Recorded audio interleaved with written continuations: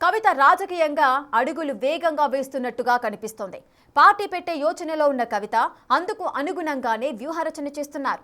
ఓవైపు తన ప్రత్యర్థులపై విమర్శనాస్త్రాలను ఎక్కుపెడుతూనే రాజకీయంగా తన యాక్షన్ ప్లాన్ ఏంటో ప్రజలకు వివరించే ప్రయత్నం చేస్తున్నారు. తనకు బీఆర్ఎస్ ఇచ్చిన ఎమ్మెల్సీ పదవికి రాజీనామా చేసి ఆ పదవికి రాజీనామా చేసిన అనంతరం బీఆర్ఎస్ నుంచి బయటకు వచ్చేశారు. తన రాజీనామాను ఆమోదించాలంటూ అటు మండలి చైర్మన్ను కూడా కోరారు కవిత. సో ఈ విధమైన కామెంట్స్ ఇప్పుడు చర్చకు దారితీస్తున్నాయి.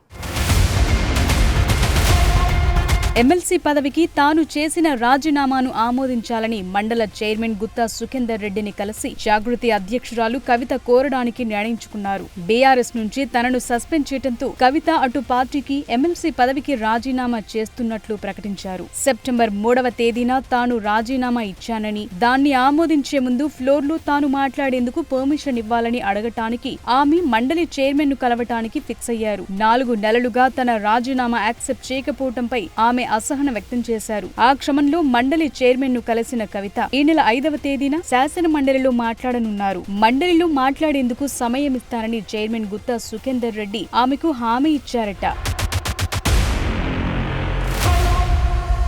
అదలా ఉంటే మండలి చైర్మన్ ను కలవటానికి ముందు కవిత మరోసారి బీఆర్ఎస్ కేసీఆర్లకు పలు సూచనలు చేశారు. కేసీఆర్ అసెంబ్లీకి హాజరు కాకపోతే ఇక బీఆర్ఎస్ ఖేల్ ఖతమేనని కల్వకుంట్ల కవిత సంచలన వ్యాఖ్యలు చేశారు. తెలంగాణ అసెంబ్లీ సమావేశాలకు బీఆర్ఎస్ అధినేత మాజీ ముఖ్యమంత్రి కేసీఆర్ రాకపోవటాన్ని ఆమె తీవ్రంగా తప్పుబట్టారు. మీడియాతో నిర్వహించిన చిట్ చాట్ లో కవిత మాట్లాడుతూ ఈ సమావేశాలకు కేసీఆర్ వచ్చి సమాధానాలు చెప్పకపోతే బీఆర్ఎస్ పని ఖతమంటూ ఆమె సంచలన వ్యాఖ్యలు చేశారు. కేసీఆర్ తప్పు చేయకపోతే సభకు రావాల్సిందే అని పట్టుబట్టారు. సభకు రాకుండా పిల్లకాకుల మీద సభా సమయాన్ని వదలొద్దంటూ హితవు పలికారు.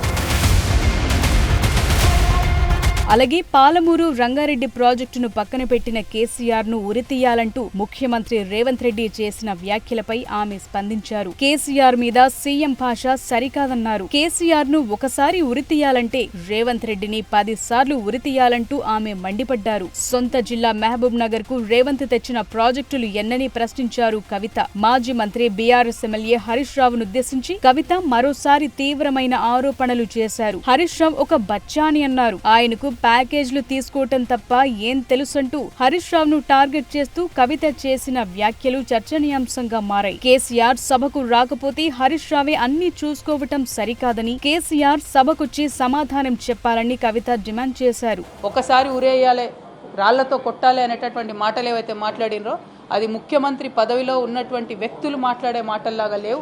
దీన్ని మేము చాలా తీవ్రంగా ఖండిస్తూ ఉన్నాను. మరి ప్రత్యేకించి నేను కేసీఆర్ గారి బిడ్డగా రేవంత్ రెడ్డి గారు అట్లాంటి మాటలు మాట్లాడుతూ ఉంటే నా రక్తం మరిగిపోతా ఉన్నది.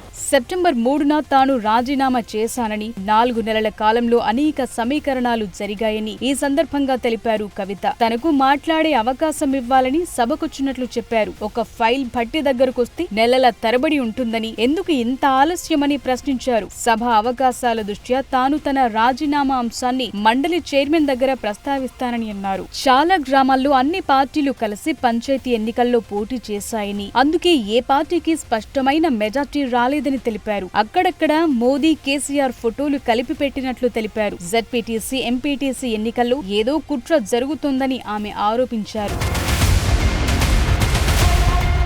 సభలో హరీష్ వర్సెస్ రేవంత్ రెడ్డిల మధ్య వారుండనుందని కవిత చెప్పుకొచ్చారు. ఇది మరోసారి బీఆర్ఎస్ కు బలమైన ప్రమాదంగా మారే అవకాశముందన్నారు. బబుల్ షూటర్ వచ్చి సభలో మాట్లాడితే పార్టీ బద్నామవుతుందంటూ ఎద్దేవా చేశారు. ఈ బబుల్ షూటర్స్ గా చెప్పుకునేటటువంటి వాళ్లకు డిప్యూటీ ఫ్లోర్ లీడర్ పదవులు ఇచ్చి మరి వారితోని జవాబు చెప్పిద్దామంటే ప్రజలకైతే విషయం అర్థం కాదు, మ్యాటర్ పోదు.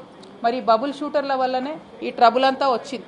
ఈ బబుల్ షూటర్ల వల్లనే మొదటి ప్యాకేజ్ దెబ్బపడ్డది. ఈ బబుల్ షూటర్ వల్లనే పాలమూరు రంగారెడ్డి లాంటి ప్రాజెక్టులు చాలా పెద్ద ఎత్తున ఇబ్బంది పడ్డాయి.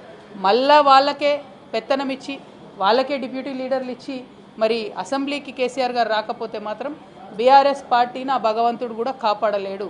In the interest of the people of Telangana, KCR గారు వస్తే బాగుంటుంది. ఒక్కసారి కేసీఆర్ సభకొచ్చి వివరణ ఇస్తే బాగుంటుందని ఆమె అభిప్రాయపడ్డారు. బీఆర్ఎస్ కు తనకు సంబంధం లేదని, ఇక ముందు ఉండబోదని స్పష్టం చేశారు. కేసీఆర్ ఎందుకు సభకు రావటం లేదు తనకు తెలీదని, గత 4 నెలలుగా కేసీఆర్ తో మాట్లాడలేదని చెప్పారు. ఇక్కడ ఫిక్స్డ్ మ్యాచ్ నడుస్తోందని ఆరోపించారు. అది సభ వేదికగా బయటపడిందన్నారు. నేటి వాటాల అంశంలో కేసీఆర్ ఒక్కరే సమాధానం చెప్పగలరని, హరీష్ రావుకు అవకాశం ఇవ్వటం అనేది సరైంది కాదని కవిత పేర్కొన్నారు. మొత్తానికి కవిత దూకుడు పెంచుతుండటంతో త్వరలోనే ఆమె తన పార్టీ ప్రకటన చేస్తారన్న అభిప్రాయం వ్యక్తమవుతోంది.